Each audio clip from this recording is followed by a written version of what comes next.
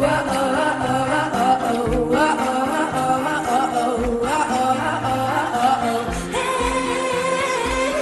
loin derrière, sans trop de raison.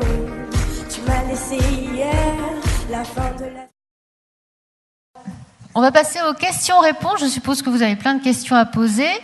Il y a parmi nous le docteur Revol du centre de référence, neuropsychiatre et pédopsychiatre, Catherine Adoyom de l'Éducation nationale, responsable départementale du SAPAD, le service d'assistance pédagogique à domicile, inspectrice à l'Éducation nationale également. Je vais leur demander de me rejoindre. Donc voilà, si vous avez des questions, vous pouvez les poser. Oui, je voulais savoir quels sont les dispositifs de prise en charge au niveau de la MDPH. On va les appeler ?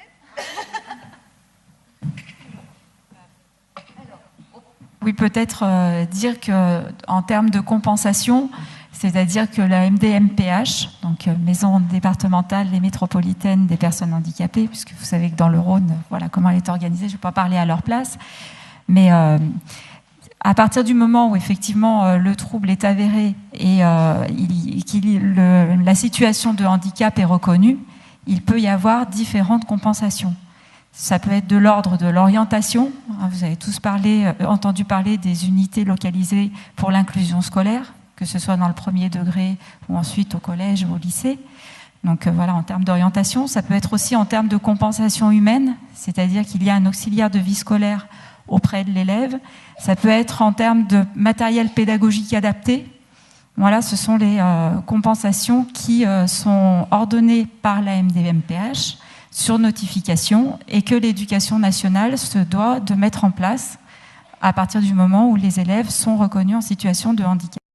Ils sont juste devant vous. Oui. Merci. Voilà, je suis donc AESH, donc groupe scolaire Nové-Josserand. Et donc, je vois qu'il n'a pas été encore trop été abordé. Donc, l'accompagnement scolaire. Là, je suis donc mutualisée sur 4 enfants. 2 sont notifiés MDPH. Il n'y a pas de dotation horaire, c'est-à-dire qu'il n'y a pas de... Donc, c'est à nous de voir si l'enfant, etc. J'en ai 2 dans une classe. J'ai 2 enfants auxquels je dois apporter mon aide. Et ça, c'est pas au niveau de la compétence que ça me met en difficulté, mais c'est au niveau des enfants, de leur ressenti. Quand j'en aide un, l'autre va ressentir comme un délaissement. Et quand je suis avec l'autre, il y a aussi ce ressenti. Et en plus, il y a ce détachement sur une autre classe qui fait que les enfants s'y retrouvent plus vraiment. Ils ont l'impression d'être délaissés, alors que nous, voilà, on est là, on essaye aussi de faire fonctionner des aménagements, on en fait référence aussi donc aux enseignants quand on pense que c'est nécessaire. Le tiers-temps, des fois on le propose, des fois on essaye de l'imposer. C'est vrai que c'est un petit peu difficile. Bon, là c'est de l'élémentaire. Par la suite, je vois que ça devient encore plus compliqué. Donc là c'est vrai que je ne saisis pas, d'autant plus que, à savoir, les AESH, donc ex-AVS, sont très peu estimés. On trouve très peu de... on ne les valorise pas, on ne valorise pas leur travail. C'est mon ressenti. Voilà. Donc, quid ? C'est votre ressenti, mais ce n'est pas la reconnaissance que l'Éducation nationale tente de vous renvoyer, parce qu'effectivement, nous avons ô combien besoin, et vous êtes ô combien précieuse pour accompagner les élèves. Après, tout est une question, donc j'abordais la question de la notification. Elle répond, cette notification, aux besoins des élèves. Nous mettons en œuvre, effectivement, les notifications qui nous viennent de la MDMPH. Donc, à partir du moment où il y a eu l'étude du cas de l'élève par l'équipe pluridisciplinaire, qu'ensuite la Commission des droits et de l'autonomie a statué qu'il y avait un besoin d'aide mutualisée, eh bien, effectivement, il faut l'expliquer, effectivement, aux élèves, ça c'est bien entendu, notamment au cours des équipes de suivi de scolarisation, et que ce soit inscrit dans la mise en œuvre du programme personnalisé de scolarisation. En sachant quand même que les élèves ne sont pas présents aux ESS, les enfants ne sont pas présents, et ils peuvent venir. C'est pas notre travail de nous-mêmes faire la démarche quand ils viennent, surtout d'être dépistés, de les sensibiliser à leur handicap. Après, les valoriser, certes, oui. Ça on le sait, mais pour certains c'est très difficile. Pour moi en tout cas, voilà, je ne suis pas là pour sensibiliser l'enfant. Mais j'ai envie de dire, vous n'êtes pas seul. Qui lui est adéquat, voilà. Enfin, après, je passerai bien sûr la parole au professeur Revol, mais moi, il me semble que dans cette affaire-là, en tout cas, ce que j'ai envie de dire, c'est que ce qui fait la force, c'est qu'on est ensemble, voilà, autour d'un élève, et que du coup, et là, on va passer en sous-effectif très bientôt. C'est pour ça que je tire un petit peu la scène d'Alain, en sachant que quand même, voilà, au niveau des recrutements. Écoutez, On vous a bien entendu, merci madame. On va passer à une autre question, sauf si monsieur Revol veut intervenir là-dessus. Non, je pense que d'abord, on vous remercie de votre présence. C'est vrai que les enfants adorent l'AVS, l'ex-AVS, que bien entendu, vous êtes en train de déplorer le fait que vous êtes trop souvent mutualisés et moins souvent individualisés, mais en même temps, bon d'abord c'est des contraintes, j'imagine, budgétaires d'une part, et puis d'autre part... Alors là, excusez-moi, mais je vous assure que pas forcément. Ça répond vraiment aux besoins de l'élève, et que en ce qui concerne l'autonomie, enfin, je tiens quand même à le souligner, c'est qu'on travaille énormément et en étroite collaboration avec les MDMPH, et que ce n'est absolument pas une question voilà, de moyens, parce que je peux vous dire que le nombre de recrutements est pléthorique et qu'on répond vraiment le plus possible aux besoins des élèves, j'insiste.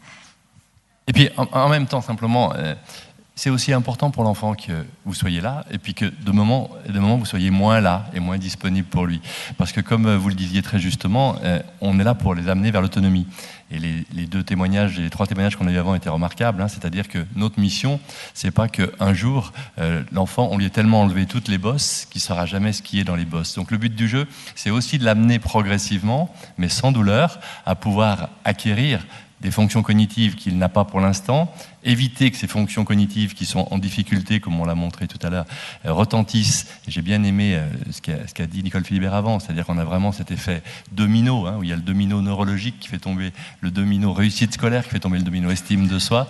Donc notre mission, c'est ça, votre mission, c'est ça, qu'à un moment donné, on le remette un peu à égalité avec les autres. Alors oui, je déplore comme vous que parfois c'est difficile quand ils vous voient vous occuper de l'autre et que vous êtes moins disponible, mais déjà c'est tellement mieux que ce qu'on a pu connaître auparavant que...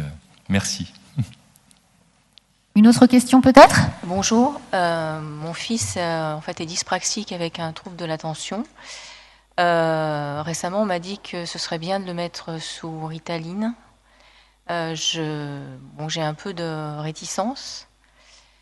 Je voulais savoir comment ça se passait et surtout comment ça évoluait dans le temps, c'est-à-dire est-ce qu'il devra toujours avoir recours à ça ou est-ce qu'il arrivera à s'en passer, voilà, parce qu'actuellement il est beaucoup dans le refus de ce qui lui arrive. Ça fait 2 ans en fait qu'on a diagnostiqué la dyspraxie, on a mis en place un certain nombre de prises en charge. Il est dans le refus de ces prises en charge, il est dans le refus justement de son EVS, parce qu'il y a des fois en classe les autres enfants peuvent travailler par 2, mais lui du coup il travaille avec son EVS. Les temps de devoirs sont très compliqués et c'est vrai que moi je m'épuise un peu. Donc voilà, je suis dans une période où je suis un peu à la croisée des chemins et je ne sais pas ce qui est bien ou ce qui ne l'est pas. Oui, alors vous posez un problème qui est très important et merci de votre question. Les troubles 10 et les troubles d'attention font bon ménage, malheureusement. C'est-à-dire que très souvent, les enfants 10 ont également un trouble d'attention, pas tous, mais le problème c'est que le trouble d'attention et le trouble 10 s'entrechoquent et l'enfant s'épuise à contrôler son trouble 10, que ce soit une dyspraxie, donc une maladresse globale, ou une dyslexie, une difficulté avec le langage oral ou écrit, ou une dyscalculie, et que le trouble d'attention ne lui permet pas d'être assez disponible pour mettre en place les aménagements par rapport à sa maladresse. Alors après, votre question qui est est-ce qu'il faut le traiter ou pas le traiter, il y a eu des recommandations françaises de la Haute Autorité de Santé en février 2015 qui disent le trouble d'attention, d'abord on doit mettre en place des aménagements pédagogiques, des aménagements familiaux, une reconnaissance de l'école, du temps, une aide humaine, individuelle ou partagée. Et ce n'est que dans un deuxième temps, si tous ces aménagements ne sont pas suffisants, que vous pouvez vous retourner vers un service expert, un spécialiste, pour voir si on doit donner le traitement ou pas.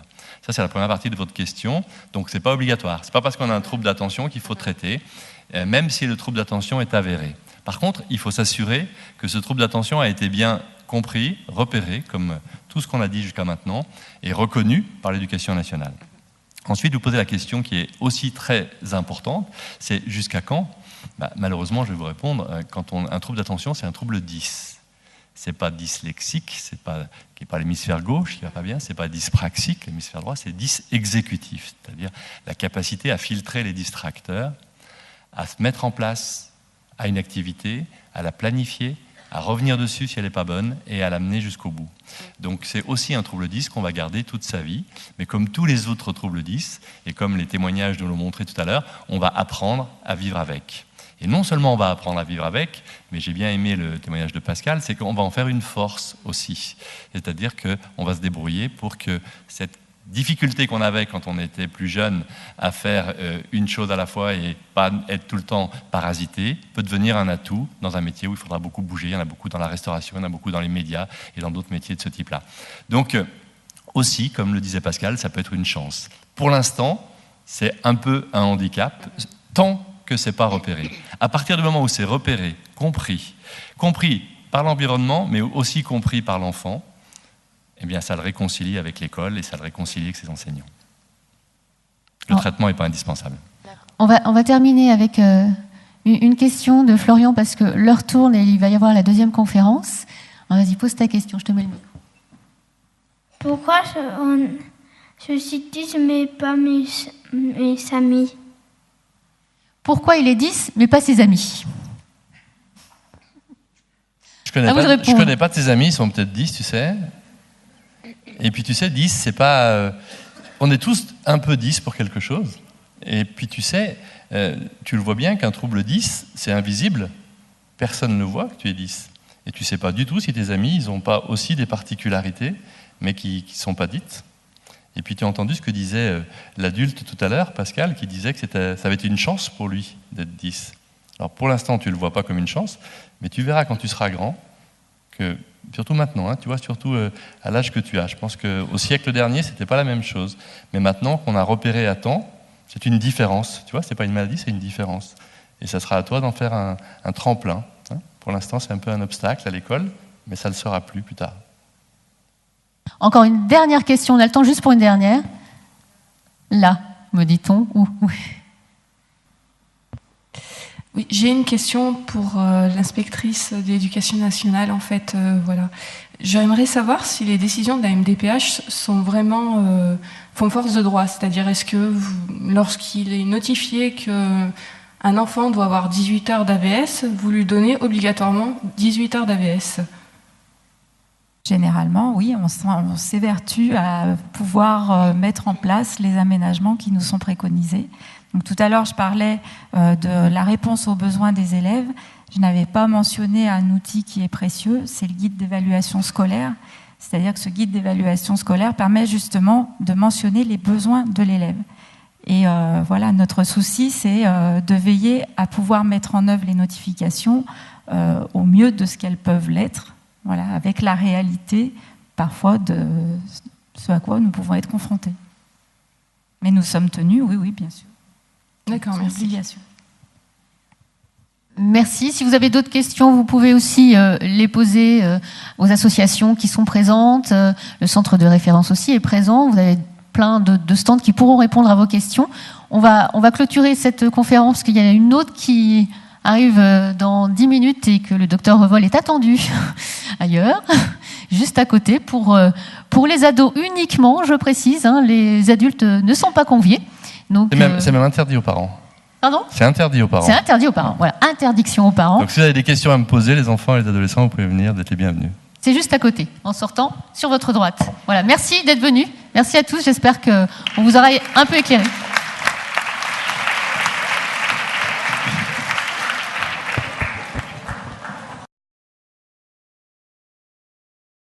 Bonjour, juste pour présenter un peu notre équipe, donc Madame Taulier qui représente le réseau 10 sur 10, et puis l'équipe 10 Audiologie, qui est la composante du centre de référence des troubles d'apprentissage à l'hôpital Femmes-Mères-Enfants, qui réalise les diagnostics des troubles spécifiques du langage. Donc nous sommes l'unité qui prenons en charge les enfants dyslexiques et dysphasiques.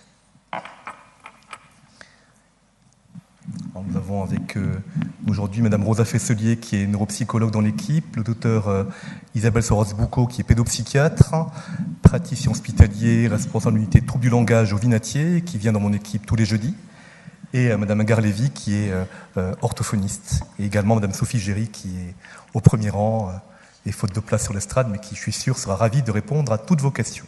Alors profitez-en pour cet après-midi et ce temps d'échange en interaction avec les professionnels. Ah oui, et puis moi-même, je suis ORL audiologiste et je dirige l'équipe d'audiologie à l'HFME. Oui, allez-y, madame. Bonjour, madame. Non, c'est pas ça. C'est bon. J'ai entendu parler de posturologues qui pouvaient avoir un effet sur la dyslexie. Donc c'est un ophtalmo qui m'en a parlé dans le sud de la France. Et donc je suis en recherche d'informations là-dessus parce que faire un bilan complet sur à la fois les yeux, les pieds, podologue, les oreilles, etc. Donc j'aimerais en savoir plus. Et sur Lyon, j'ai pas trouvé en tapant posturologue sur Lyon, semble pas être. Non, il y a sur Lyon des kinésithérapeutes vestibulaires qui prennent en charge les troubles de l'équilibre et de posture de l'enfant, en lien soit avec des troubles neuromoteurs, des dégénérescences cérébelleuses, ou bien des troubles de l'oreille interne, en particulier du vestibule. Alors, si j'ai bien compris votre question, madame, vous faites référence donc au port de semelles orthopédiques, c'est ça, qui, couplé à une rééducation ophtalmologique avec des prismes, pourrait avoir un effet sur la dyslexie, c'est bien ça?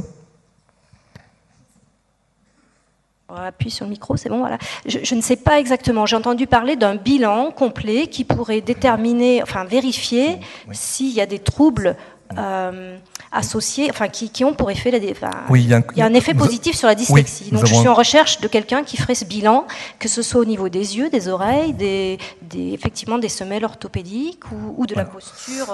Donc pour les oreilles, votre serviteur est au pupitre et Madame Lévy va vous répondre par rapport à la question concernant le bilan neurovisuel. Oui. Alors, ça m'est un peu difficile de me prononcer sur cette méthode-là parce que nous n'avons pas assez d'études scientifiques concernant l'apport des semelles dans les chaussures et des prismes sur les yeux. Ce qui, moi, me gêne dans cette optique, c'est que tous les enfants qui ont des prismes et des semelles sont également suivis en orthophonie. Donc, où est la part de la rééducation orthophonique qui est indéniable et de l'autre côté, la part des semelles et des prismes. Mais on a peut-être dans l'audience des gens, vous vouliez intervenir? Oui.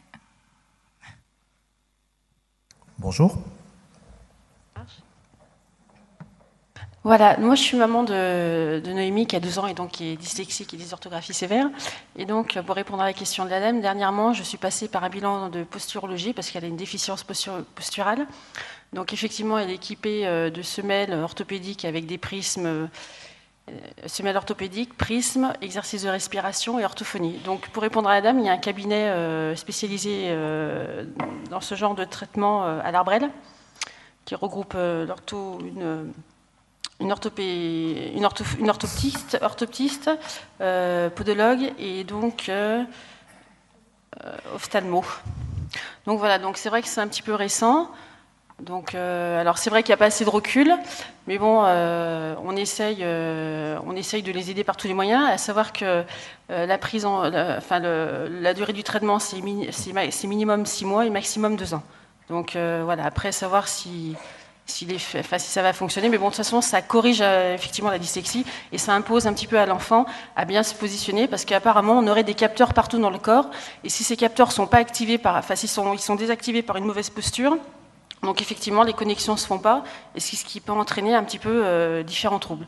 Donc après, c'est à essayer, voilà, parce que bon, on essaye tout. Tout à fait, madame. Donc, effectivement, d'un point de vue physiopathologique, le système donc de l'équilibre permet d'une part, il est situé dans une partie de l'oreille interne qu'on appelle le vestibule, lui-même connecté au système oculomoteur, le mouvement des yeux, et l'ensemble est géré par le cervelet.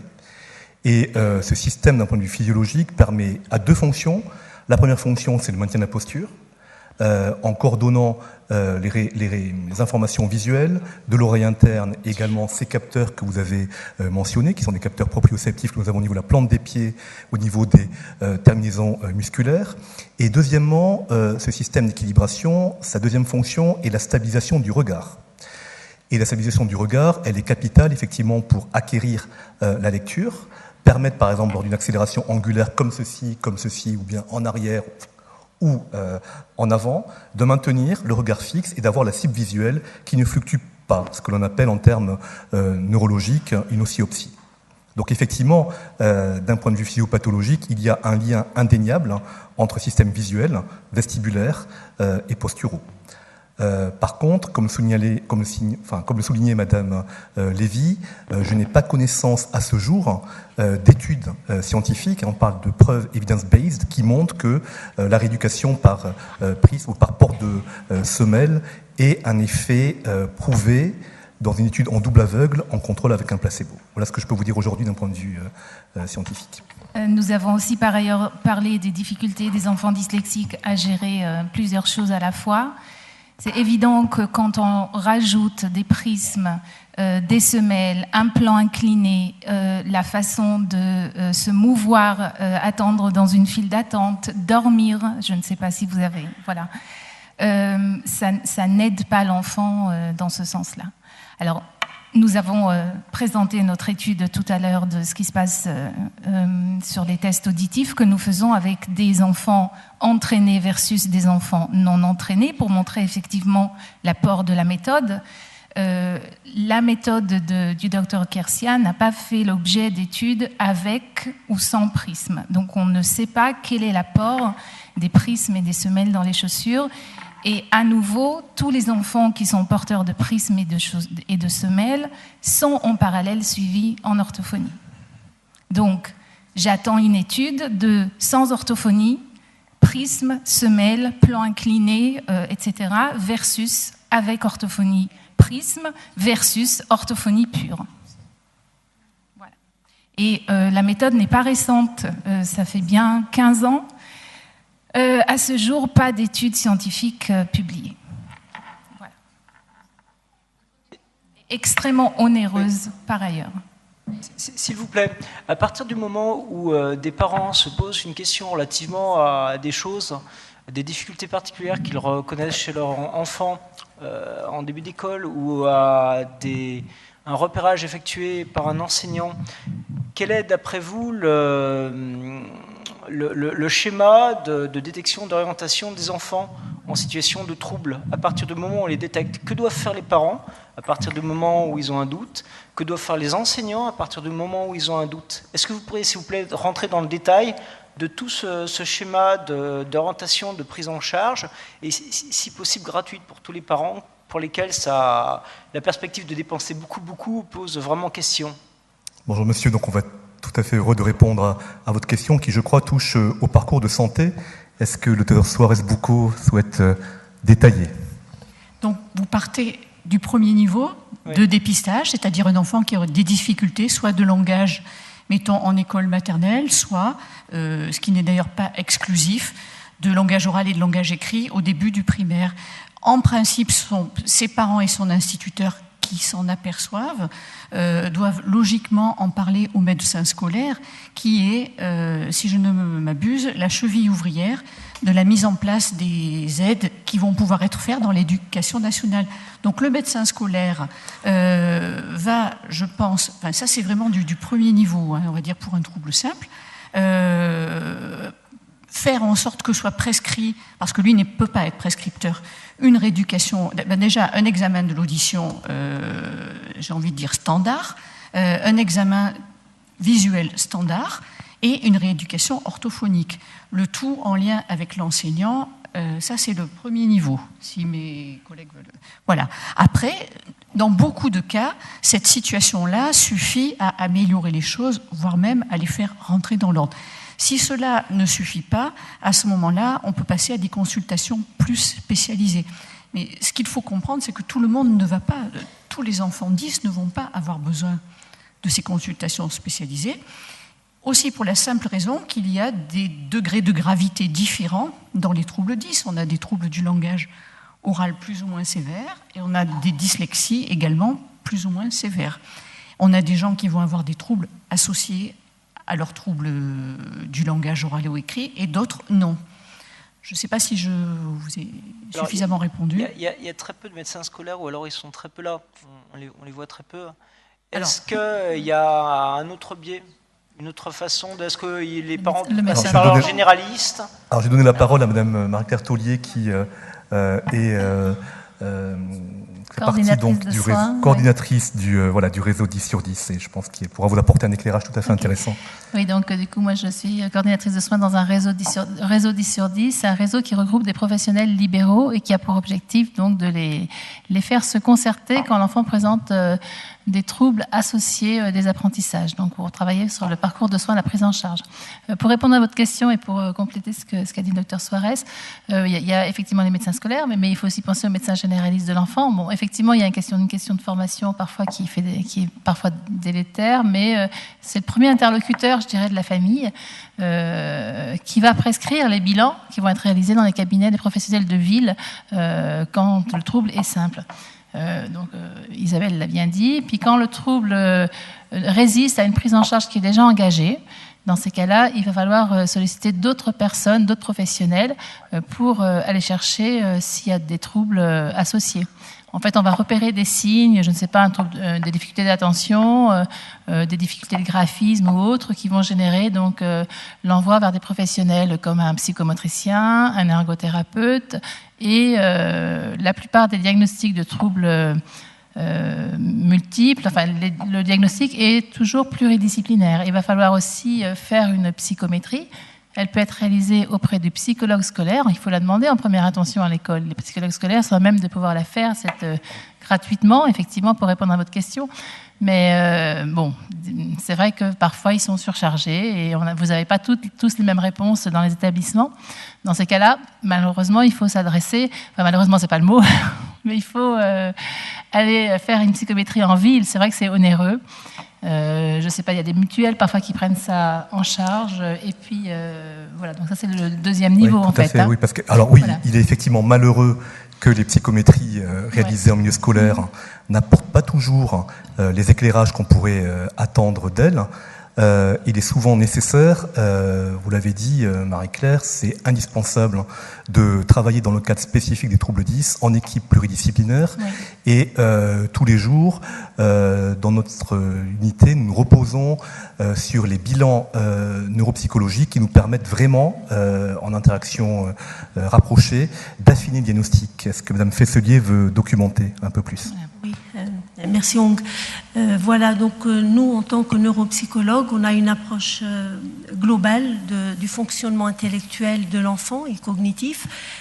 Comme l'a présenté l'interlocuteur avant nous, le cerveau, il est composé de plusieurs parties qui vont gérer plusieurs compétences cognitives. Ces différentes parties, on le voit par rapport aux tests. On a plusieurs tests, on a des batteries de tests qui vont aborder le langage, l'évolution du langage oral. Une partie qui va aborder les capacités d'analyse sur un matériel visuel, une autre partie qui va aborder ce qu'on appelle la mémoire de travail, c'est une capacité à se concentrer et à prêter attention à un matériel oral, et aussi les rapidités de traitement d'une information. Donc ces 4 composantes intellectuelles vont nous montrer quelles sont les forces et quelles sont les faiblesses de l'enfant. Et en fonction de ces faiblesses, nous allons d'autres tests pour aller approfondir notre vision des capacités intellectuelles. Donc l'importance de ce bilan, c'est on va s'appuyer dessus pour s'orienter. Est-ce qu'il y a une difficulté plutôt verbale ou une difficulté plutôt visuelle ou une difficulté plutôt de l'ordre de l'attention ou une difficulté plus dans la coordination et la rapidité du traitement de l'information. Nous travaillons en concert avec l'orthophoniste, avec l'orthoptiste, avec le médecin traitant pour étayer l'enfant, pour lui mettre en place ensuite en concertation aussi avec les autres professionnels les aménagements nécessaires pour pallier à ces difficultés. C'est-à-dire un enfant, il est intelligent, Et si on se base uniquement sur ses faiblesses, on va dire qu'il ne peut rien faire. Au contraire, il a beaucoup de capacités, mais ces capacités, on a besoin de les pallier parce qu'il y a une difficulté ailleurs qui va faire l'effet domino, c'est-à-dire un enfant qui a une faiblesse verbale, il va avoir des faiblesses un petit peu partout parce qu'il va manquer de confiance, parce qu'il va moins bien analyser, moins rapidement analyser, il sera lésé un petit peu partout. Donc la force de ces bilans, c'est de dire là il y a un problème, le reste va bien, on va étayer, on va pallier à ces difficultés et on va relever le niveau et ça permet des réussites, ça permet à des personnes d'être heureuses avec leurs capacités cognitives. Voilà.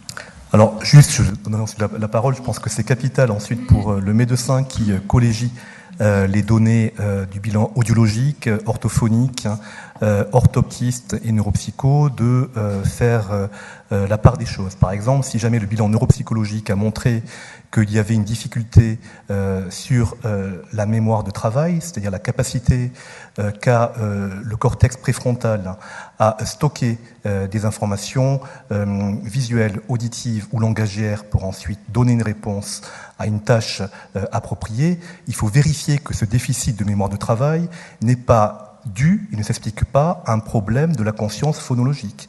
Parce que si jamais, effectivement, il y a des difficultés pour stocker spécifiquement les caractéristiques physiques des sons de parole, la phonologie, évidemment, le test de mémoire de travail va être altéré.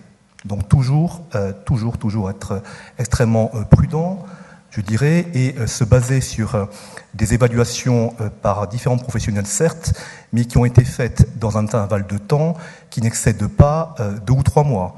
Autrement, si vous mettez en face d'un bilan auditif, un bilan orthophonique qui date de 6 mois, avec un bilan neuropsycho qui date de 9 mois, cela ne veut plus rien dire du tout. Il y avait une question, je pense, au 2e rang, madame. Oui. Un petit bonhomme. Jeune homme. Petit garçon, là, ouais. Bonjour. Vas-y, on t'écoute.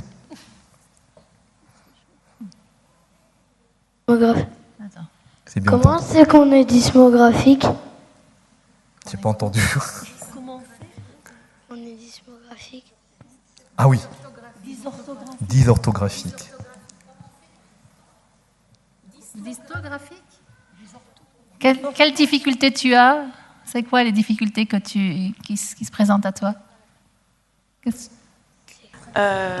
Donc on est en train de faire des bilans en fait neuro, il vient de faire orthoptiste, ergothérapeute aussi, il est suivi par une orthophoniste. Et là maintenant, si vous voulez, on est un petit peu perdu parce que tous nous dit qu'il a besoin de suivre en fait des séances dans tous ces domaines, mais c'est quand même énorme sur une semaine. De planifier en fait ces rendez-vous. Alors quel âge a votre fils? Quel âge as-tu? Il a 9 ans, il est en CM1 et donc il a été reconnu en cours d'année dernière en fait. Sauf que on avait essayé de prendre rendez-vous donc à l'hôpital mère-enfant avec le neurologue. Oui. Et on a quand même 1 an d'attente avant d'avoir un rendez-vous. Donc on est passé par d'autres, on a essayé un petit peu de contourner. Alors c'est vrai que c'est un gros coût parce que ce n'est pas remboursé tout ce qu'on est en train de faire pour notre enfant. Mais alors, voilà, pour répondre comment faire maintenant pour un petit peu, parce qu'on nous dit aussi qu'ils doivent faire aussi les mouvements, oui, l'ergothérapeute, mais faire des cours de... je pense. Psychomotricité. Oui. Voilà, tout à fait. Donc en plus, ils nous demandent de lui faire ça. Qu'est-ce qu'on doit faire au départ? Tout On est à fait. un peu perdu en fait. Donc j'imagine qu'il y a un médecin qui coordonne toutes ces demandes de bilan. Comment? Vous avez votre fils est suivi par un médecin qui coordonne l'ensemble de ces bilans? Non, pas du tout. Enfin oui, on lui a demandé bien sûr de nous établir des ordonnances pour pouvoir aller voir tous ces médecins différents. C'est pas des médecins là. Là vous parlez de professionnels, donc oui, de paramédicaux. Le voilà. neurologue, l'orthophoniste, l'orthoptiste, l'ergothérapeute. Et là maintenant, on nous demande qu'il aille aussi faire des cours de psychomotricité. De séances, de psychomotricité. Maintenant, nous, on ne sait plus du tout en fait. Parce qu'on ne peut pas tout mettre dans une semaine. Le docteur Soares-Boucault souhaite vous répondre, madame. Oui, j'ai envie de poser la même question que Hung Taïwan. Est-ce qu'il y a un pilote dans l'avion? C'est-à-dire, est-ce qu'il y a un médecin, quelle que soit sa spécialité, qui orchestre tout ça? Parce que sinon, on arrive dans la situation où se trouvent malheureusement beaucoup de familles. Alors bon, il y a ce que vous disiez, le préjudice psychologique, mais aussi financier, exactement ce que vous décrivez. Vous ne savez pas quelle rééducation privilégier. Est-ce qu'il vaut mieux faire ceci ou cela? Est-ce qu'il vaut mieux arrêter ceci ou cela? Combien de temps vous êtes dans une difficulté que je comprends très bien, vous adressez à un centre de 3e ligne qui vous dit il y a un grand délai. J'ai envie de vous demander quand même si en proximité, vous avez peut-être, malgré tout, j'y reviens, un médecin scolaire. Vous avez peut-être quand même, tout le monde n'a pas toutes les difficultés. On a un médecin scolaire, bien sûr, hein, parce il que pourrait Victor peut-être, à défaut du... Non, Victor est suivi depuis la maternelle, en fait. Hein. Oui. On est passé par des CMP, des choses comme ça, toujours par un médecin scolaire. Mais le médecin scolaire, en fait, il nous a juste dit de prendre rendez-vous avec les spécialistes dont j'ai nommé. Oui. C'est dommage. Et c'est tout. Et on n'a rien d'autre à la sortie. Et quand on lui a demandé, mais est-ce que vous pouvez nous aider pour avoir une AVS en classe, ils m'ont répondu, non, c'est à vous à faire les démarches, c'est à vous à mettre C'est une autre en place. question. La question de l'AVS, c'est une autre question. Là, on parlait de la multiplicité des prises en charge. Je ne sais pas si... Oui, je vais essayer de répondre, oui, si vous voulez. On arrive là justement à ce qu'on évoquait tout à l'heure. On a parlé du premier niveau de repérage. Là, on est dans le niveau 2 qui va mobiliser une équipe pluridisciplinaire. Donc, l'équipe pluridisciplinaire, ça peut être le CMP, ça peut être le CESAD. En libéral, ça peut être des réseaux de santé. C'est ce qu'on fait, nous, dans notre réseau. Je ne cherche pas à faire de la pub. Ce n'est pas du tout mon objectif. Mais c'est quand on est plusieurs professionnels libéraux à faire des bilans et à faire état de troubles chez un enfant, ce qui est important, c'est qu'il y ait effectivement un médecin qui va coordonner effectivement tout ça. Quand le médecin n'est pas là, on va réunir l'équipe. Si possible, on aimerait bien qu'il soit là, donc on va l'inviter, mais il faut que les gens se recentrent autour de l'enfant et vous aident à graduer l'ordre des prises en charge. C'est vrai que les parents ne peuvent pas coordonner ça, c'est trop lourd. Par quoi vous allez choisir, c'est pas possible. Et il faut, je dirais, peut-être initier cette rencontre des professionnels quand on peut pas intégrer le réseau de santé, parce qu'effectivement on est comme à l'hôpital, hein, on a des quotas, on a des nombres de places un peu limités, mais je pense qu'il y a des zones de proximité où les professionnels sont engagés dans un travail en fait de concertation. Donc il faudrait essayer à les faire se rencontrer en fait pour qu'ils tous les corps ceux qui ont vu, de manière utopique, parce que c'est ce qu'on fait nous en fait dans le réseau. On œuvre pour que cette concertation se fasse, mais quand les enfants ne peuvent pas tous intégrer des dispositifs de coordination, ça peut se faire sur le terrain. Les professionnels se contactent et ensemble ils vont décider quelle est la priorisation des soins à mettre en place. On va commencer par un travail, mais on ne met pas tout en même temps. C'est absolument néfaste pour ces enfants qui ont des gros troubles d'apprentissage. Et puis, c'est vrai que le lien avec moi, je trouve que c'est important de faire le lien avec le médecin de l'enfant. Oui, donc à vous entendre, madame, effectivement, votre fils n'est pas rentré dans un parcours de soins. Voilà, et c'est la première chose à faire, effectivement. C'est ça, c'est-à-dire contacter un réseau, un centre de référence qui pourra déjà, un pédiatre, nous orienter votre fils, que nous puissions ensuite décrire le dossier, l'instruire, oui, avec différents éléments. Il est évident qu'un enfant de 9 ans ne peut pas bénéficier de plus de 3 prises en charge hebdomadaires. C'est le bon sens qui nous le dit. Il faut prioriser les prises en charge et voilà, je pense que... Et après, si besoin, constituer un dossier, comme je le disais, et voir, n'est-ce pas, Madame Lévy, si il y a lieu ou pas...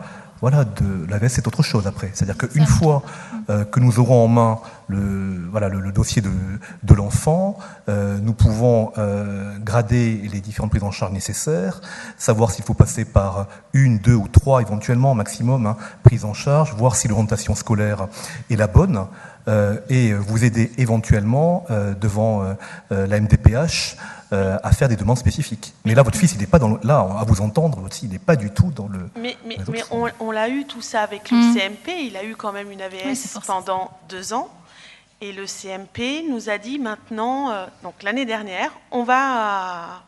je vous ennuie peut-être, je ne sais pas. Non. Mais on peut se voir... Je veux juste intervenir, s'il vous plaît. C'est un problème récurrent avec les CMP, donc on ne va pas se prononcer là-dessus. Si vous voulez... Non, mais... Excusez-moi, madame. Oui. Vous pourrez continuer la discussion après avec les professionnels sans aucun problème. Oui. Je préfère pas qu'on cible sur un problème privé. Là, c'est plus général.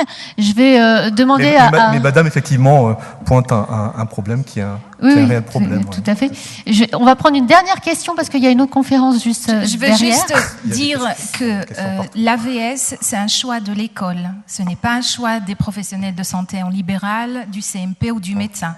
Même les orthophonistes en libéral n'ont pas à se prononcer sur la présence ou l'absence d'une AVS. Vous verrez l'équipe de la MDPH un peu plus haut dans l'allée centrale. Une AVS, la demande d'une AVS doit être motivée uniquement par l'école. Donc, écoutez, quand on a des équipes pluridisciplinaires à la MDPH, l'orthophoniste peut effectivement se prononcer sur le trouble de l'enfant, mais l'AVS n'est présente qu'à l'école. Donc, c'est une aide humaine pour l'enfant à l'école, et non à la maison, et non à côté de l'orthophoniste. Donc, c'est quelque chose qui doit être motivé par l'école. Ça veut dire que si votre dossier a été rejeté, c'est que ça n'a pas été assez motivé par l'école. Oui, mais surtout l'école.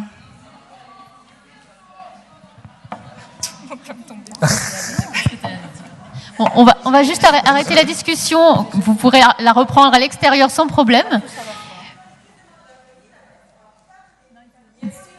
Bien évidemment. Mais parce qu'il faut justifier de la gravité du trouble, bien évidemment. Bien sûr. Ben oui. Bien sûr, mais l'AVS n'est présente qu'à l'école. C'est-à-dire que l'orthophoniste va effectivement dire la dyslexie est sévère, il a du mal à écrire, à orthographier, à comprendre, à déchiffrer, mais l'école va dire nous avons besoin d'une AVS à l'école parce que les adaptations ne suffisent pas. Vous comprenez ? Oui, complètement. Ils sont importants dans la constitution du dossier parce qu'il y a un trouble 10 et qu'il faut le mettre en avant. Sauf que l'AVS, c'est une aide humaine scolaire. C'est ça que je veux dire. Ça ne dénigre pas le fait qu'il y ait un trouble 10. Oui, elle arrête pas. On arrête là, je suis désolée, mais on ne peut pas aller plus loin. Je prends une dernière question au fond, parce que ça fait longtemps que cette dame lève la main, et on arrêtera après vous. Monsieur. Bon. Oui, bonjour. Je voudrais savoir s'il y a une corrélation entre les troubles du sommeil et les troubles dyslexiques. Enfin, ou la dyslexie, pardon. Alors, il se trouve qu'il y a beaucoup de spécialistes invités à cette journée, mais ma collègue, qui est le professeur Patricia Franco, qui dirige l'unité de sommeil justement de l'enfant à la HFME, n'est pas là. Mais oui, il y a une corrélation, me semble-t-il. Je ne suis pas un spécialiste du sommeil, mais de l'audition. Et en tout cas, lorsque nous recueillons ces difficultés par exemple, d'endormissement de l'enfant, nous demandons à nos collègues spécialistes leur avis. Mais il vaudrait mieux la contacter, à mon avis. D'accord, je vais prendre. Vous pouvez me répéter le nom, s'il vous plaît ? Oui, Patricia Franco. On va vous donner et il y a également, des coordonnées. Dans son service à l'HFME, un groupe qui travaille sur cette question, et en particulier l'aspect multidis, et des neuropsychologues qui travaillent avec elle.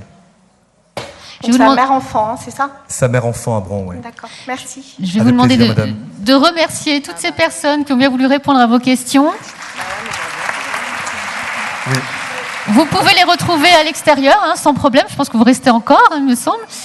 Et je vais juste vous signaler qu'il y a un livret qui développe en détail tous les troubles 10, comment faire quand on est parent et qu'on ne sait pas vraiment les démarches à suivre. Tout est là. Il est vendu 5 €. C'est à l'extérieur. Vous pourrez le trouver. Et c'est une petite bible pour les enfants. Vous avez tous les niveaux des diagnostics. Justement, c'est intéressant pour répondre au niveau de démarche diagnostique. Parce qu'on n'a pas parlé du niveau 3 et le centre référent, il est important au niveau 3. Vous ne l'avez pas dit. Voilà. Si vous voulez poser d'autres questions, il faudra venir à la 3e conférence qui va débuter dans peu de temps, où vous pourrez, à la fin de la conférence, poser encore vos questions. Merci. Bonne continuation, bonne journée à tous et à toutes.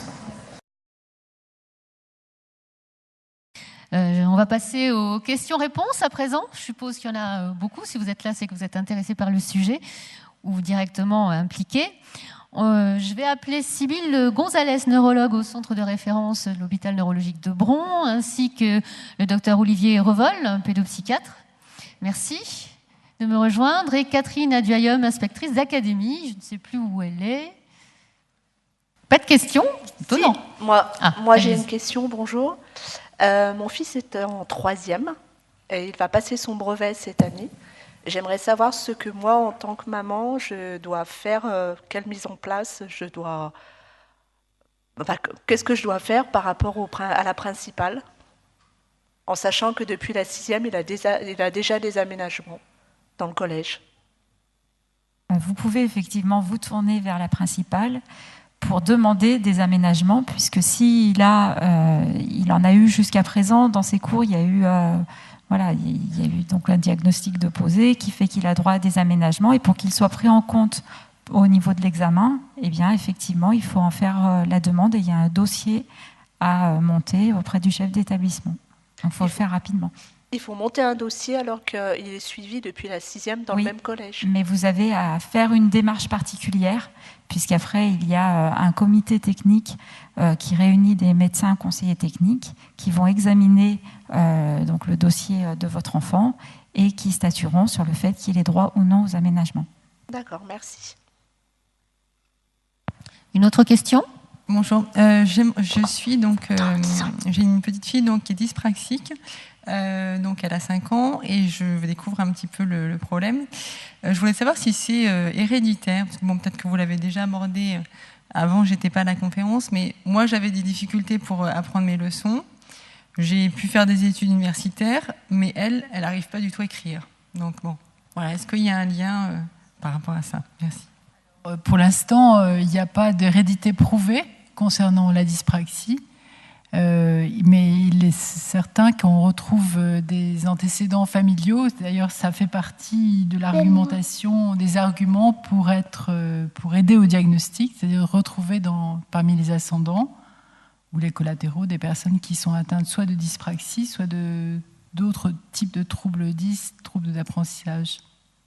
Je vous rappelle que pour poser une question, vous avez un micro devant vous. Pour l'actionner, il faut appuyer sur le petit bouton mic. Moi, bonjour. Comment on doit faire s'il y a des gens à l'école qui se moquent de nous? Qu'est-ce qu'on doit dire? Ah, difficile question. Ils se moquent de toi, pourquoi? Qu'est-ce qui te représente? Tu as quoi comme souci? Je suis dyslexique, dysorthographique, dyscalculique. Et ils se moquent de toi pour ça ou pour d'autres raisons?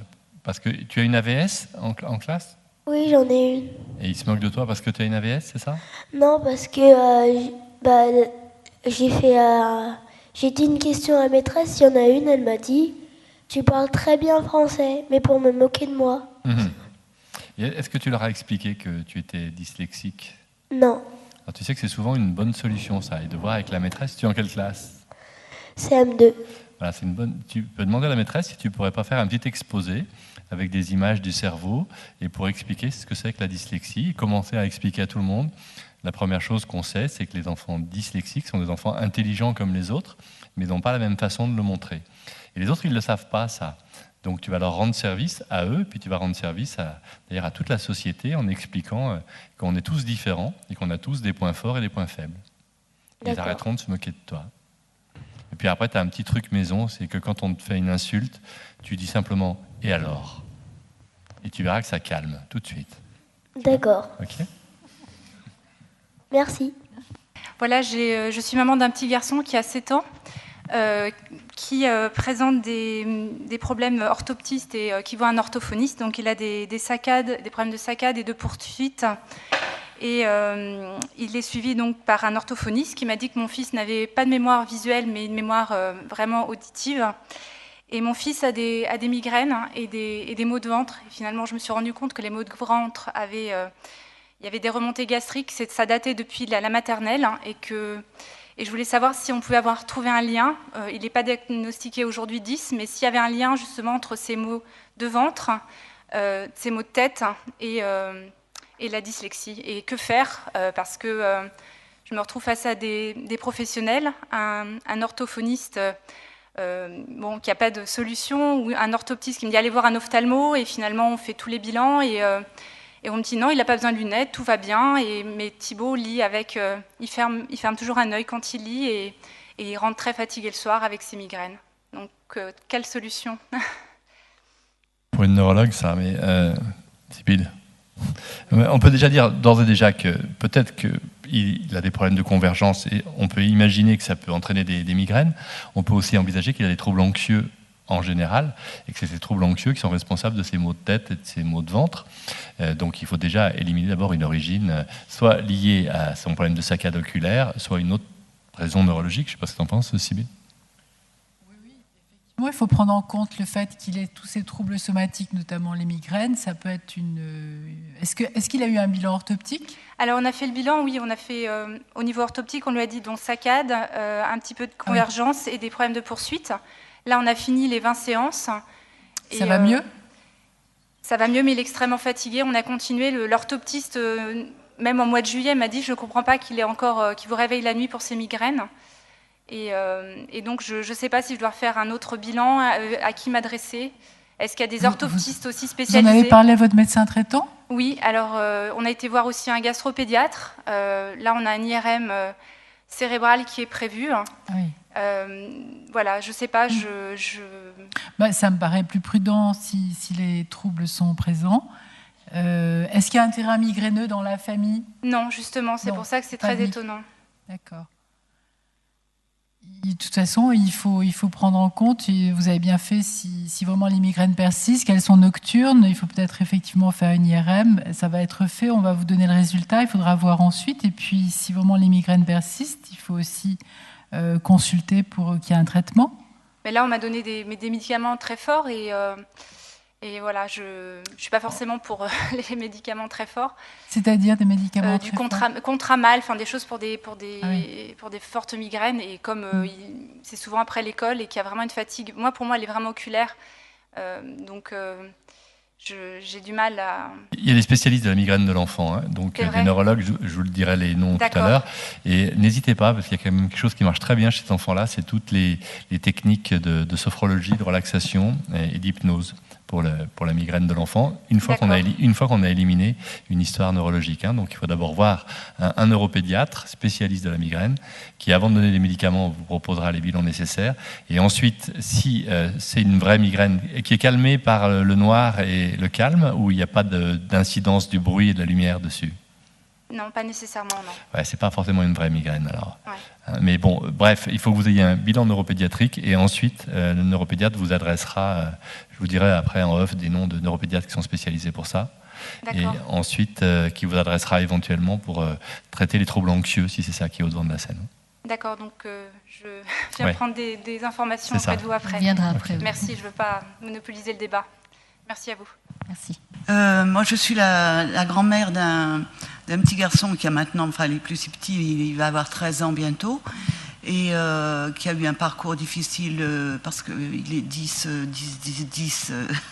un petit peu partout, sauf à l'oral. Effectivement, il parle très très bien.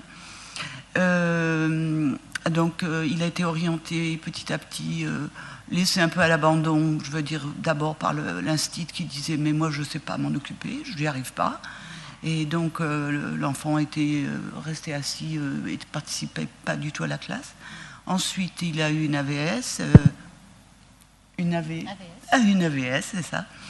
Et puis ensuite, il a été orienté en CLIS, où il est resté pendant quelques années. Et maintenant, il a été décidé qu'il allait être placé en IME.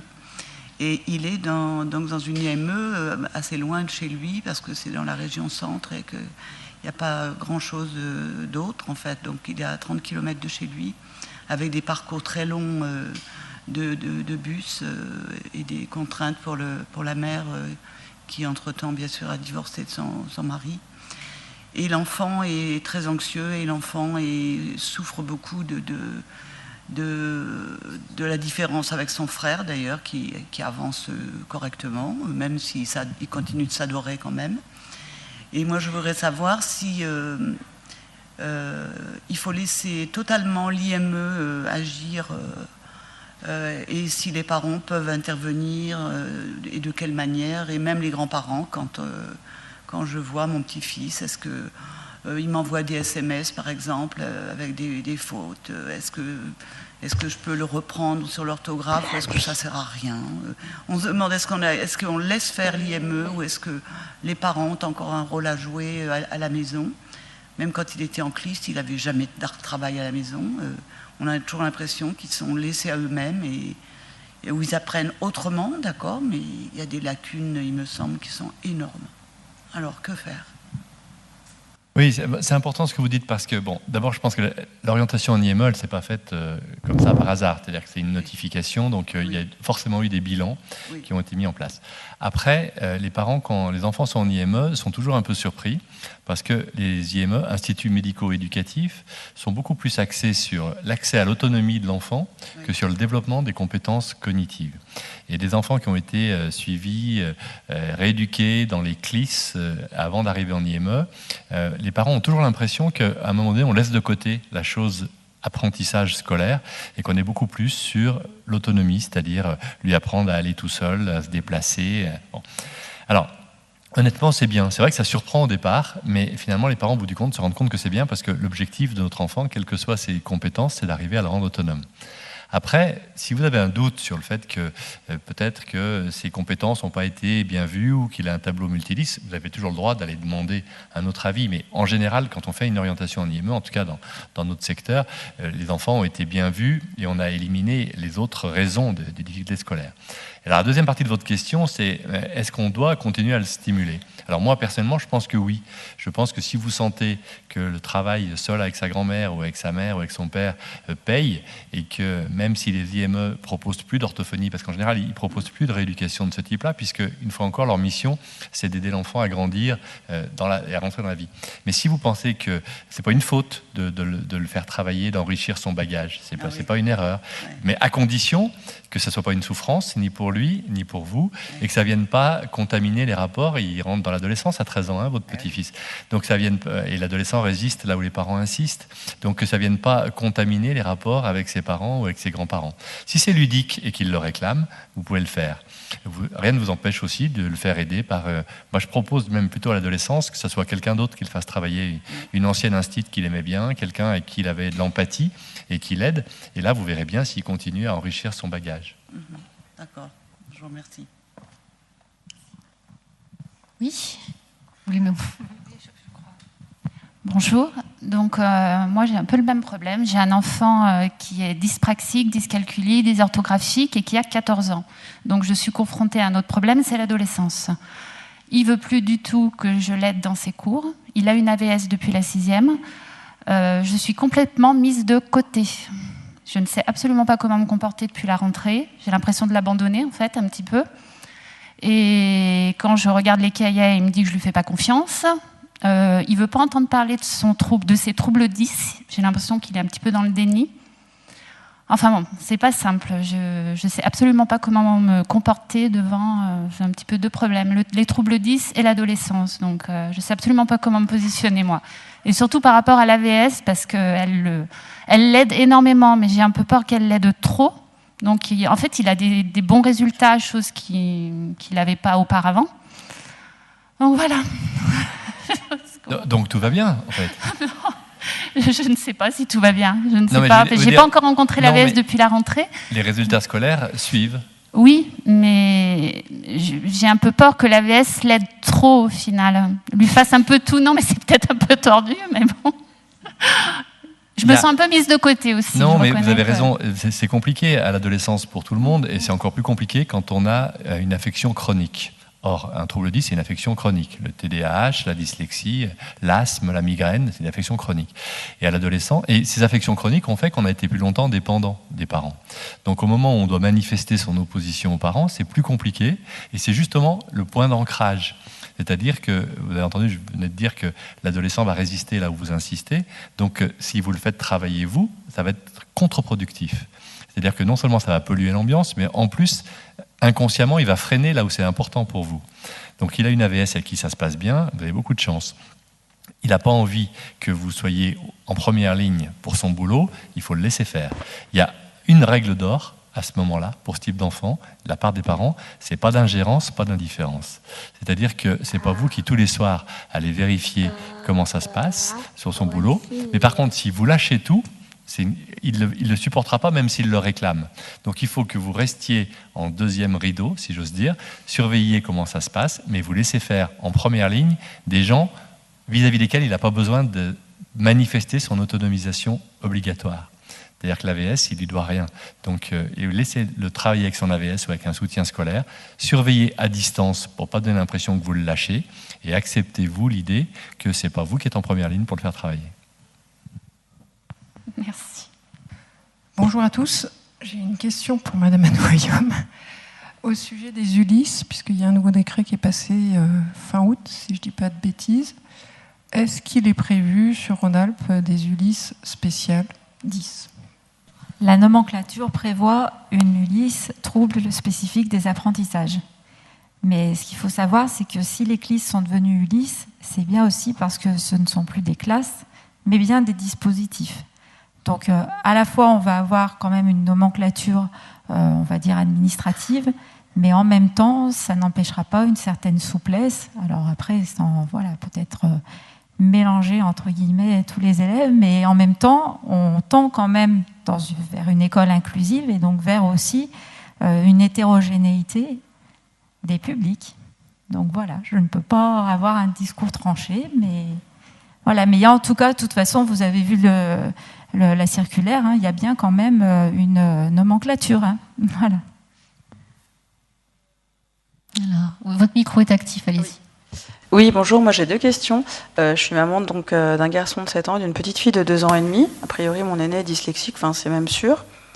Et en fait, pourquoi on me dit qu'il faut attendre la fin du CE1, pardon, pour que le diagnostic soit posé et qu'il y a un temps de retard sur les acquisitions scolaires. Donc pourquoi ce temps-là? Et ma deuxième question, j'ai lu que souvent à l'échelle d'une fratrie, les autres frères, enfin les frères et sœurs sont dyslexiques aussi, et savoir ce que vous pensez de ça.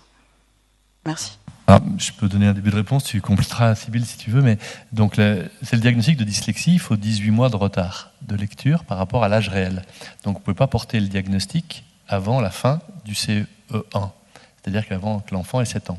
C'est-à-dire que, pourquoi il ne peut pas porter le diagnostic? Parce que vous ne savez pas encore si on est face à un retard simple, qui lui ne mérite pas tous les aménagements, la reconnaissance MDPH, qui sera récupérée. C'est comme un retard de taille, c'est-à-dire que l'enfant est en retard de taille, mais il va récupérer.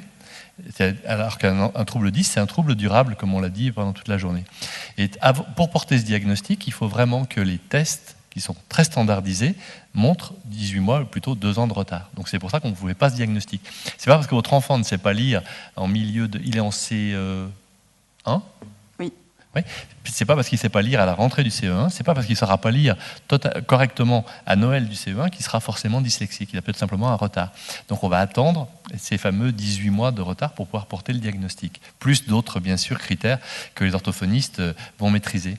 Et ensuite, la deuxième partie de votre question, oui, vous avez une chance potentielle que le deuxième le soit, mais ce n'est pas du tout certain. Donc voilà, il ne faut pas s'en inquiéter dès maintenant.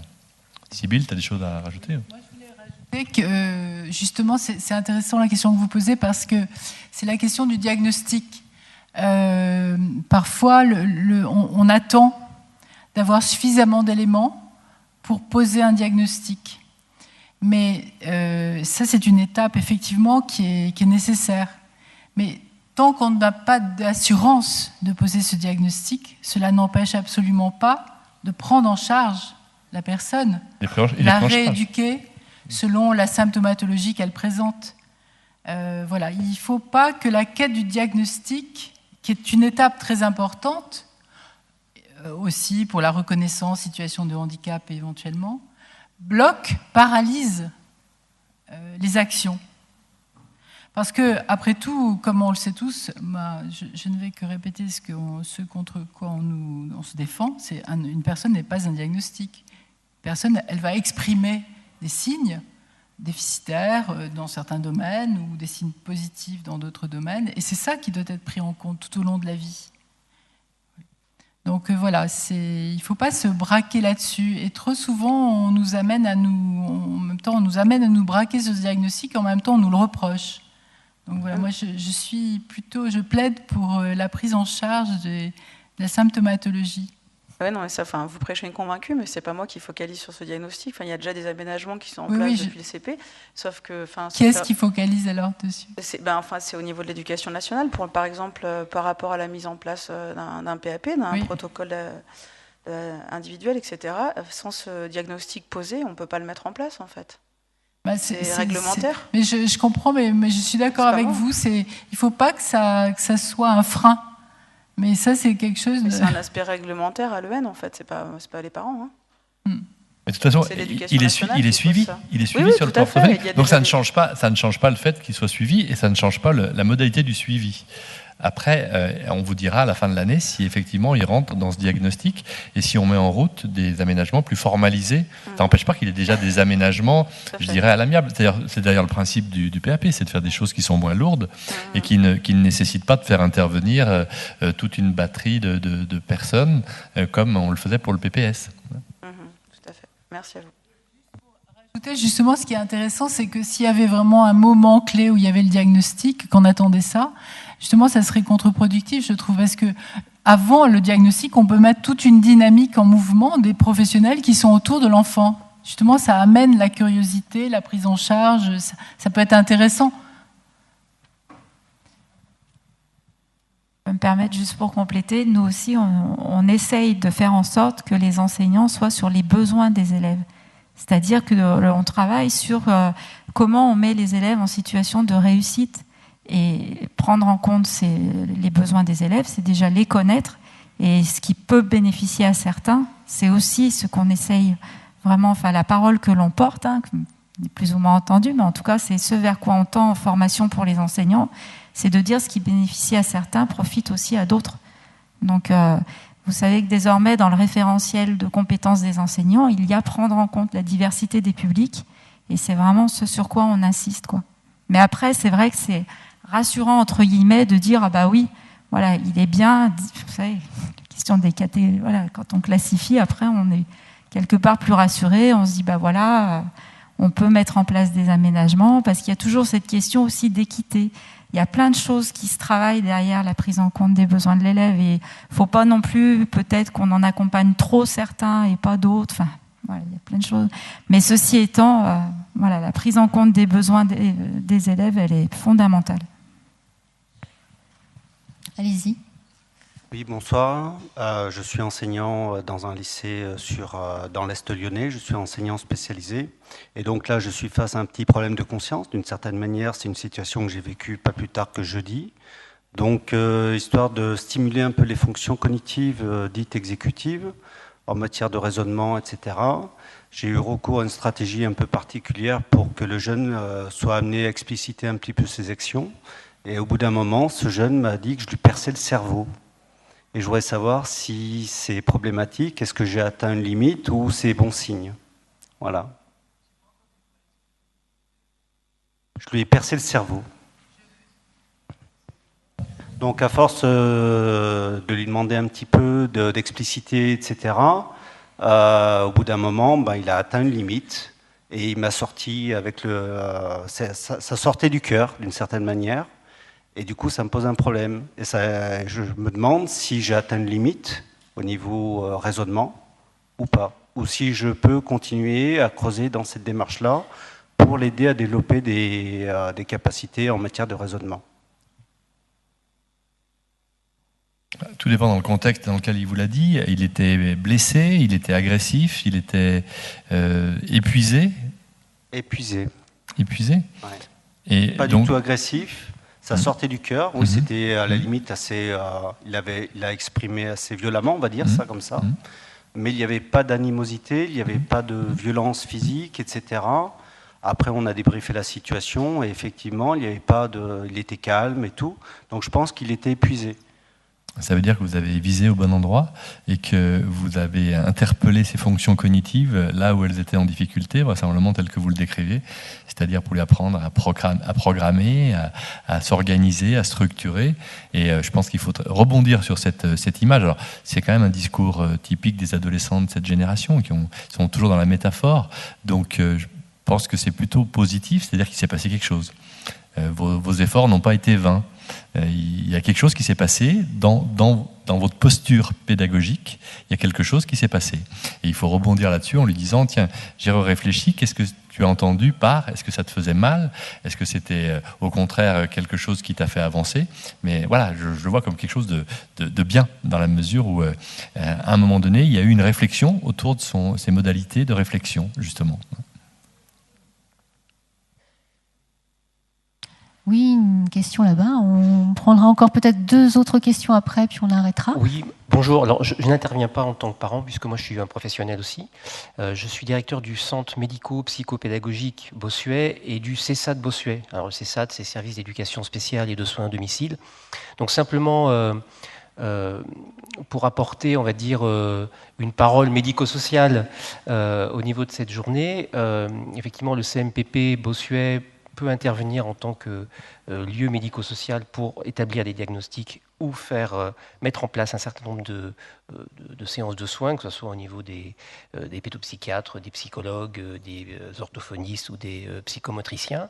Et le CESAD Bossuet, comme lieu d'accompagnement à la fois éducatif, thérapeutique et pédagogique pour des personnes des enfants et des adolescents qui ont une notification, étant donné que nous sommes le seul CESAD spécialisé dans les troubles 10 de la région, en tout cas du Rhône. Donc simplement, c'est vrai qu'à la création du CESAD, il y a une dizaine d'années, je crois qu'il y a eu un long travail et un gros travail entre les parents militants et puis les professionnels. Je crois que ces liens se sont peut-être un peu distendus avec les années. Je pense qu'on serait tout à fait intéressé pour intervenir peut-être un peu plus en profondeur dans les prochaines journées qui pourraient être mises en place, et simplement aussi pour que les parents sachent il n'y en a pas beaucoup, mais il y a quand même des lieux qui peuvent être des lieux ressources, des lieux soutien pour leurs enfants ou leurs grands-enfants, voire leurs jeunes adultes.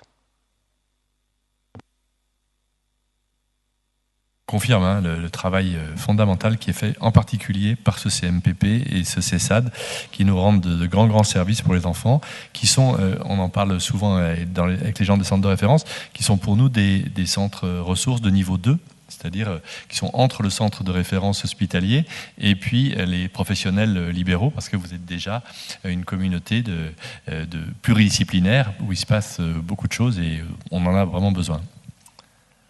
Une dernière question ? Oui, madame ? Oui, bonjour. J'ai mon fils qui va avoir 7 ans et depuis l'âge de 3 ans, il a des troubles du langage. À l'époque, alors ça rejoint un peu la question de madame concernant le diagnostic. On m'a dit qu'il y avait un bilan qui devrait être fait pour diagnostiquer la dysphasie quand il aurait à peu près 6 ans. Donc il a démarré tout de suite dès l'âge de 3 ans des séances d'orthophonie. Et donc il va avoir 7 ans et finalement donc l'orthophoniste a diagnostiqué une dysphasie avec une dyspraxie. Et je voulais savoir si ça présente un intérêt de faire ce bilan dont on m'a parlé, puisque a priori, visiblement, il ne va pas se faire. Donc est-ce qu'on s'en tient à ce que nous dit l'orthophoniste ou est-ce qu'on a besoin de faire un bilan plus approfondi qui pourrait nous aider pour la suite, sachant qu'il n'a pas besoin d'auxiliaire de vie scolaire pour l'instant. Voilà. Alors déjà, tout dépend comment il va et comment il fonctionne à l'école. Ça se passe bien. Là, il est au tout démarrage du CP. Pour l'instant, j'ai l'impression que l'apprentissage de la lecture se passe bien. La limite, ça l'aide.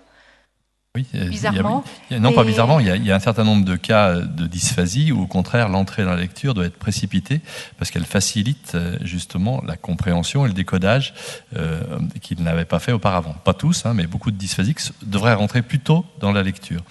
D'autre part, est-ce qu'il a certainement eu un QI à un moment donné ? Non, il n'a rien fait de particulier. Il est suivi par le CMPP, en qui j'ai toute confiance, bien sûr. Je me pose juste la question, effectivement, de savoir si, à un moment donné, il y a des bilans plus spécifiques qui sont faits. Est-ce que ça présente un intérêt ou finalement, À partir du moment où vous avez vérifié l'audition déjà, j'espère que ça a été fait. Oui, tous les tests ont été faits. Hein. Il a fait IRM, il a fait les tests d'audition. Tout ce qui a pu être fait a été fait. Par contre, il n'a pas fait de bilan neuropsychologique et je ne sais pas si c'est ce bilan-là dont on me parle ou si c'est autre chose. Voilà, donc a priori, ça se passe bien, mais voilà, est-ce que ce bilan neuropsychologique peut présenter un intérêt? Est-ce qu'on parle du même test? Oui. C'est ça ce qui n'est pas clair dans mon esprit. Il n'y a pas de nécessité vraiment de faire d'autres bilans si vous avez fait tous ces examens. Par contre, il a 6 ans là. 7 ans. Oui, il va avoir 7 ans. C'est ça. Donc peut-être que la question qu'on vous pose, c'est est-ce qu'il est toujours dans le champ du trouble du langage? C'est-à-dire, est-ce que le bilan orthophonique, la personne qui suit votre enfant sur le plan orthophonique trouve toujours des éléments en faveur du diagnostic orthophonique de dysphasie? Oui, il a eu plusieurs bilans et elle confirme à chaque fois la dysphasie, et cette fois-ci accompagnée de dyspraxie. Mais dyspraxie verbale ou gestuelle? Verbale. Verbale. D'accord. Alors déjà, s'il y a une composante de dyspraxie verbale, peut-être qu'effectivement, c'est vrai qu'il faut peut-être poser la question de faire l'évaluation psychométrique. Il n'est pas en échec scolaire. Le QI est indispensable parce qu'on vous le demandera. On vous demandera le QI pour faire le diagnostic, hein, puisqu'on doit avoir une normalité des épreuves non verbales. Mais sans urgence, hein, c'était pas urgence de ne pas le faire. Ce qui compte, c'est la clinique aussi. Hein. Il faut pas non plus s'arc-bouter sur des bilans. Quand un enfant va bien, que les aménagements sont en place, qu'il évolue dans le bon sens, que le sens de la pente est positif, qu'il sert du langage pour communiquer, que l'entrée dans l'écrit, c'est-à-dire dans la lecture, va lui faciliter le langage oral, je pense qu'il n'y a pas le feu. Il a une séance d'orthophonie par semaine ou 2? 2 séances d'orthophonie. Donc c'est parfait, vous avez un suivi qui est tout à fait adapté. Donc moi je ne me précipiterai pas pour faire d'autres bilans si le sens de la pente est bon. Merci. Donc on va clôturer cette conférence. On va remercier nos invités d'avoir répondu à toutes ces questions. Et juste pour vous dire encore... Oui, vous pouvez les applaudir.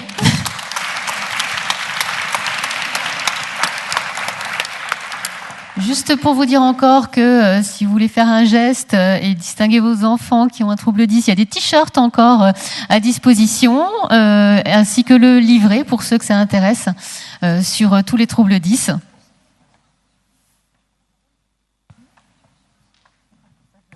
Et l'adhésion aux associations, tu as raison de le souligner Julien, pour ceux qui veulent adhérer à l'association, quelle qu'elle soit. Merci à tous pour votre attention. Ah oui. Si certains sont intéressés par des diapositives, des extraits de nos diapos, venez nous mettre votre email sur un document qui est ici pour qu'on puisse vous l'envoyer. Et merci à vous d'être venus. Et à l'année prochaine.